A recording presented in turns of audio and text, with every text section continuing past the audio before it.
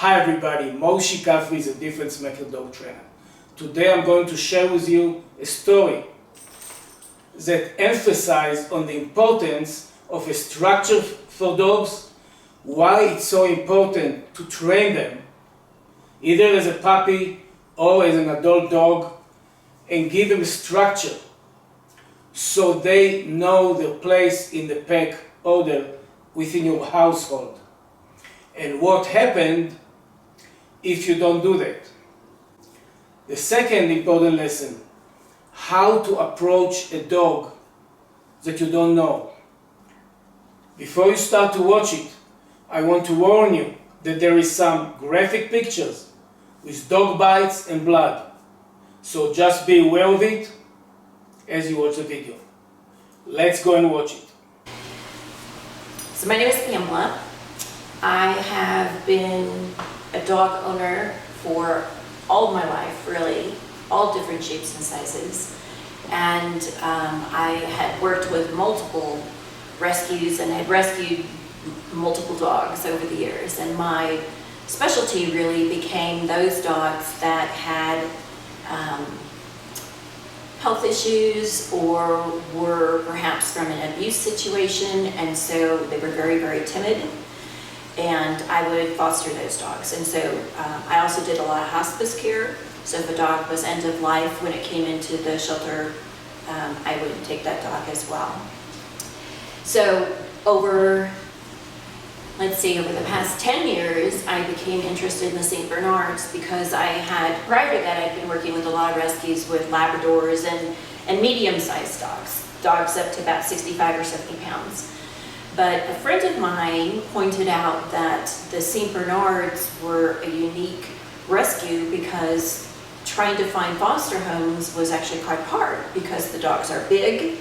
If they have health issues or behavioral issues, it's quite expensive and it can be quite long. And so I decided that I would become one of the foster people for the Colorado St. Bernard Association and take in these big dogs. And like I said, particularly the ones who had either health issues or abuse issues. And so at any given time, used to have at least 4 or 5 St. Bernards of all different shapes and sizes. So I've been involved with animals quite a bit. I also have an alpaca rescue, and I'm a lawyer in my real job, but animals have always been an important part of my life.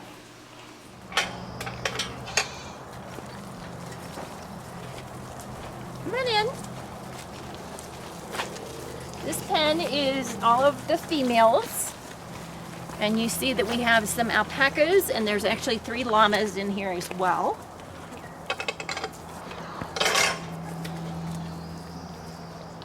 This is the rescue, the alpaca rescue, where animals come to us when either the breeders are retiring or the owners are moving, and the animals need an opportunity to find a new home. Like this.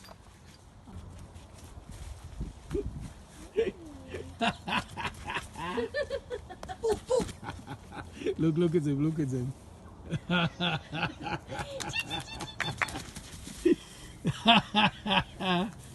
Pookie, pookie, pookie, pookie, pook, pook, pook, pook, pook. Chuki, chuki, chuki, chuki, chuki, chuki, chuki, chuki. Time to take a little. Maybe. Good job. Yeah.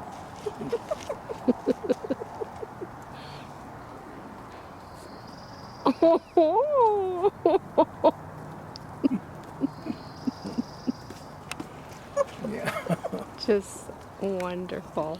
Well, you're doing a noble thing. My story involves, I went to a business function, a party one day after work at this business where they allowed dogs to come in and, the owners to bring the dogs in. And my neighbor worked there. So she had told me about this St. Bernard named Troy. And so I was interested to see him. When I walked in, the owner had the dog on a leash in the party room, and the dog had a t-shirt on that had the company name on it, just like his owner. And they were standing next to the registration table. And I bent down to see him and said, "Hello, Troy," you know, and I looked up at the owner and I said, "Oh my gosh, he's so big." That was one of the things that struck me about him, was the fact that he was literally so big. And I'd been rescuing and fostering St. Bernards for many years, so to see such a big dog was really very exciting. And I can show you a picture. This is Troy, the dog, and one of the things you can tell here is this is somebody's desk. And so you can see from the edge of the desk how big he is, how tall. And so just, you know, it was just very striking to see a dog that tall. Okay. So everything went fine around that interaction, and the room was kind of rectangular. So after I pet him and greeted his owner, I went off to the other part of the room, which probably was only like 20 or 30 feet away. And probably only 10 or 15 minutes had passed, but there were a lot of people around, and they were passing hors d'oeuvres above, you know, above the dog's head, and people were drinking and things, and it was just a nice party. And so we were just standing up to the side because we were waiting to go into the back where the warehouse was to get a tour of the warehouse. And the owner of the dog was walking him towards me. And again, the owner has him, he's on a leash. Leash is, you know, there's no tautness or anything. The dog looks relaxed. And I literally turned my body to see him so that I'm right on with the dog. And again, I bend over, and I don't have to bend very much because he's so tall, to talk to him again. And I had my hands out, and he bit my face. Just strike out of the blue. Strike out of the blue. There was no, I honestly don't remember any warning bark, because no one, it happened so fast and no one turned. You know, you would have thought it's a bark. Typically when a dog does a warning bark, they back up a little bit. They'll bark and physically back up. And that didn't happen. It was so fast, and his jaws literally went from, his top canines went from my top eyebrows, and his lower canines went from my chin, and literally just closed.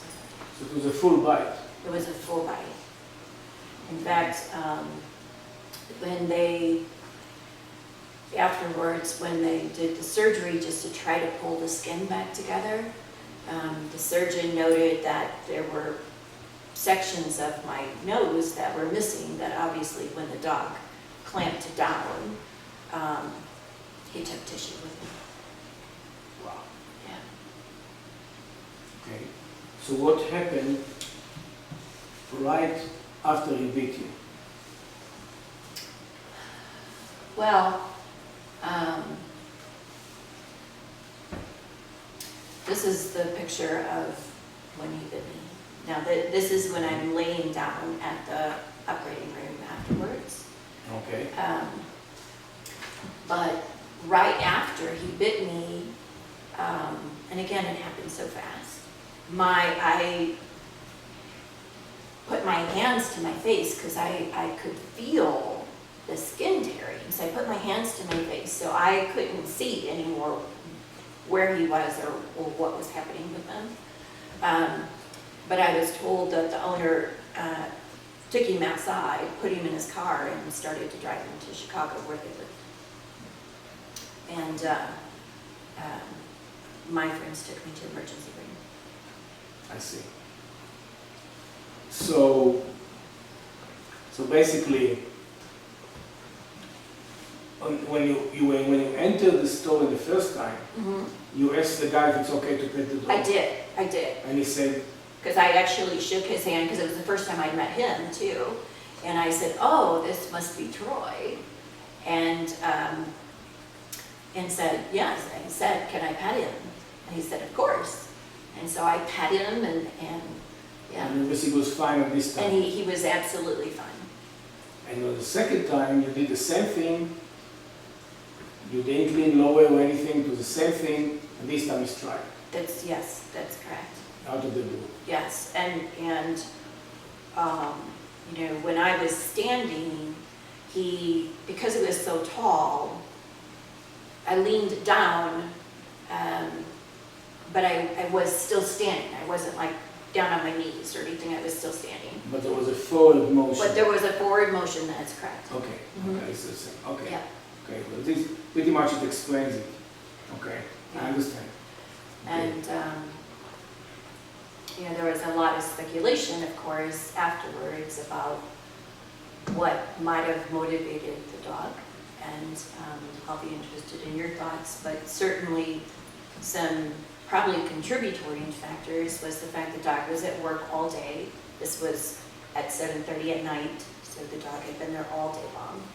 And there was food, you know, and I don't know if he'd eaten or if he had been socialized, how comfortable he was with other people. Oh, it's insane.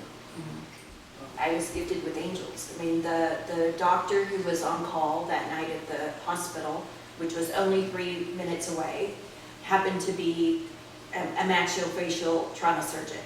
Wow. So the chances of that were just remarkable. And he spent 3 hours putting the skin back on my face and was able to save most of it, a lot of it not around the nose. And then he referred me to someone whose specialty was to reconstruct the face after trauma. So not your typical plastic surgeon, but someone who really knew how to take the structure of the face and put it back together. I see. And that individual, in fact, to recreate the middle of the face, literally took cartilage from my ears and rebuilt my nose. I see. Yeah. So I was very gifted to have access to those two individuals. It's very likely that if this kind of bite happened to someone else, you wouldn't have necessarily those two things happen where someone was able to put my face back together.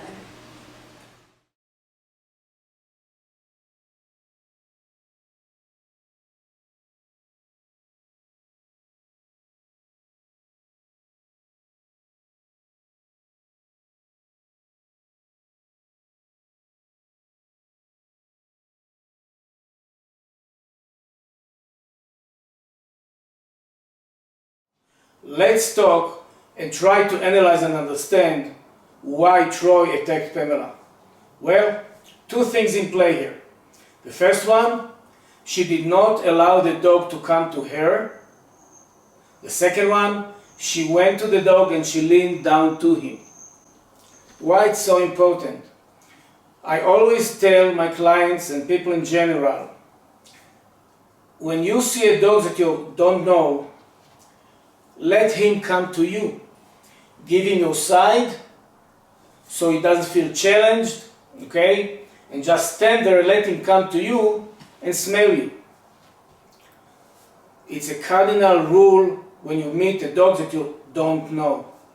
The second thing is, never go to a dog that you don't know and lean down to him. Why? Imagine that you are a dog and a hand comes down like this to you. For dogs that are trained and used to be socialized and are socialized, it's not a problem. But for dogs that we don't know their background, we don't know the dog, it can get tricky. And if they feel threatened and they feel that you entered their personal space, they'll strike. And that's exactly what happened here. So, yes, Pamela made the mistake of approaching the dog and leaning down to him. But at the same time, the responsibility is solely on the owner. He needs to know his dog. He needs to know where he can take his dog, what his dog is capable of, and how his dog behaves in a big crowd. This was not the case in this event. That's why it happened. Now, I want you to watch a part of video of a Saint Bernard that I trained. His name is Max. And as we take him into Home Depot as part of his final test, two things happened. One, a person walks by, sees a dog lays down, and leans down to the dog to pet him. Big mistake. The second thing you'll see is how the dog approached a family of a father and 3 children, and then a couple. The difference is that in the first case, the person approached the dog and leaned down to him. In the second situation, the dog approached the people. And that makes all the difference in the world. It's amazing, the change in him. I thought he would just go after people and bark and just be distracted, and he's doing amazing. Once you get out of the car, you can both. So now you know you can take him places. Yes, take him places. Good boy. Come on. Good boy. Yes. And acts like it doesn't bark, like just unbelievable. You got lucky. Great. She's too smart to fetch because when they throw stuff, she just looks at you like you forget it. Yeah. But she loves to run. So how old is Max? About 18 months? Yeah, or so. Big parents then. They weren't that big. Parents weren't that big. The mom was really small, but the dad wasn't that big either. Good boy. I just love all the attention.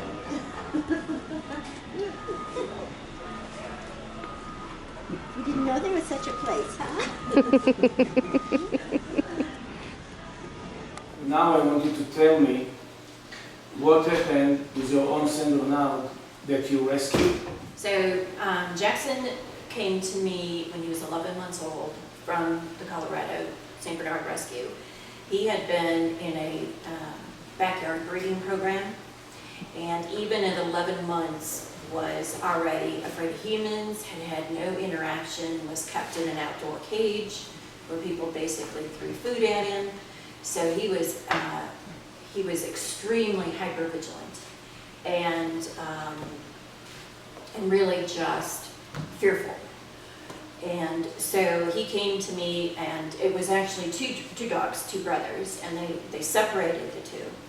The other dog, the rescue would just keep me periodically updated with them. He would actually try to sleep under the furniture and in the closets and things. But fortunately, he came out of the shell. Jackson came into a family of, at that time, 4 St. Bernards that I had, and really just connected to one in particular, who was an older female, and her name was Gracie, and she really just had a very maternal instinct about her, so she really took him in, and he really, really made progress. But progress to me is probably different than other people would have seen as progress, because even in the years I had him, I really was never able to hold him, touch him, groom him in the capacity other than perhaps sedating him. But he was happy, he was interactive, he was healthy, he had a great relationship with the other dogs. And I brought in, I lost my older girls, and eventually brought in a young St. Bernard named Sky. And Sky was tall. She was about 125 pounds, but a tall, thin dog. Jackson was much closer to 200 pounds and much more of a kind of typical full-out male. And they really bonded. as well as with my other dog, Peonia, who's still with me. And they have a dedicated sunroom, and they can go in and out the dog door, and they were always playing, always playing. And then one day on a Saturday evening, I heard tremendous noise downstairs, which sometimes happens when big dogs are playing. Right. But this lasted a little bit longer than I thought it should, so I went down to check, and I found Sky laying on the ground, drooling excessively, and with a very dazed look on her face, but just drooling, literally water pouring from her mouth. But no sign of any injury or anything like that. So I went over to her and I talked to her. I thought maybe in playing they had dislocated her jaw or something. And over a course of a couple of moments, I offered her some food. She didn't take it, but she was able to stand. She walked back outside through the dog door, and I could tell she was unsteady, but she seemed fine. She interacted with the other dogs. She came back in and was still wobbly. And at that point, she kind of fell into this other wooden crate that I had from one of the other dogs. And once she was in the crate, she started to have what I later learned was a massive seizure.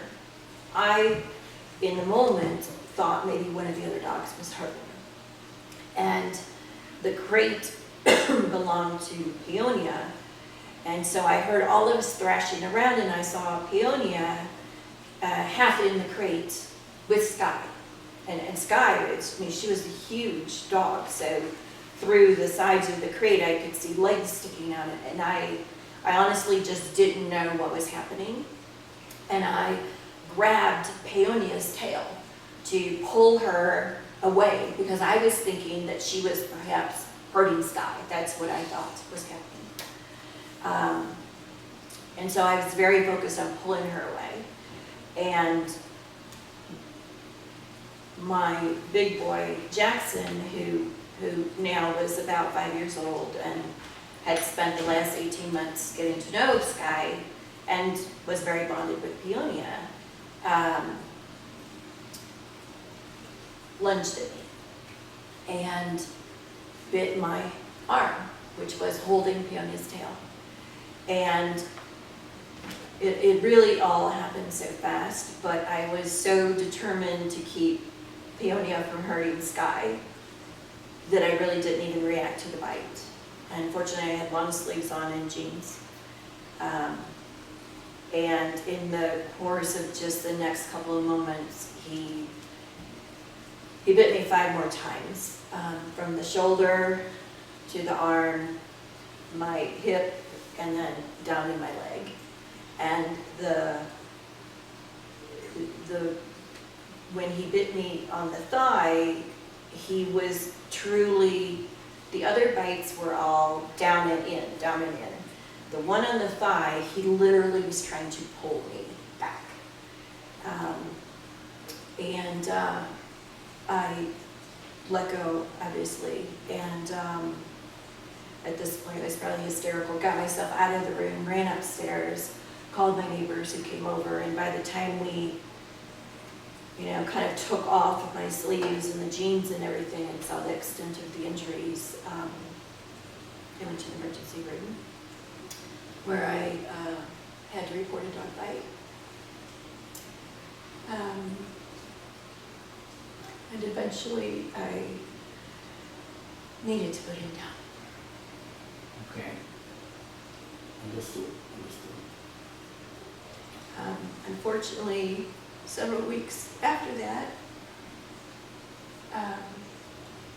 even though Sky was on phenobarbital for seizures, she continued to have what they call cluster seizures, where you have one and then there's a gap in between and then a second one and then a gap in possibly a third. And I learned that this is what had happened on the day that Saturday night, was she had had a seizure And then when she got up in between, then she went into the dog crate. She walked into the other dog crate and had another seizure. And unfortunately, she had a massive seizure one morning and ended up paralyzed, and I had to put her down. That was better for the dog in this particular situation. Yes. So, that's-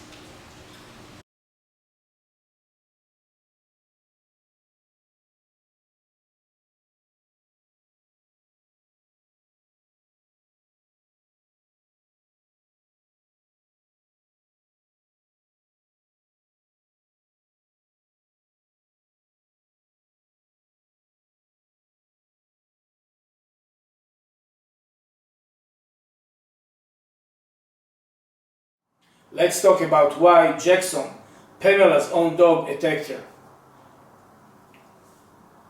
Pretty simple. The dog had no structure and never had a formal training. On top of that, he was adopted from a shelter, and we don't know the history of this dog. So, as a result, he saw himself as a pack leader in the household and allowed himself and dared to attack Pamela. But Pamela actually approached me after she adopted this dog, and she told me, I need you to train all 3 dogs, but he is the first priority because he's so aggressive. For whatever reason, life happens, she didn't get to it. And before she had a chance for me to come and train the dog, this tragic incident happened, and the tragic result is that the dog had to be euthanized. This is the sad truth. So I encourage everybody, train your dog, find a decent trainer, and have him train the dog with you or for you. If you invest so much money in buying a puppy, and when you invest so much money in vet bills when your puppy gets sick, do yourself a favor. The everyday communication and bond between you and the dog is the most important thing. And if you build it the right way, by giving the dog a structure and train him, you will have a companion for life, a great companion. An incident like this can be prevented. With this being said, until next time, the difference maker, dog trainer, Moshe Kafri, at your service.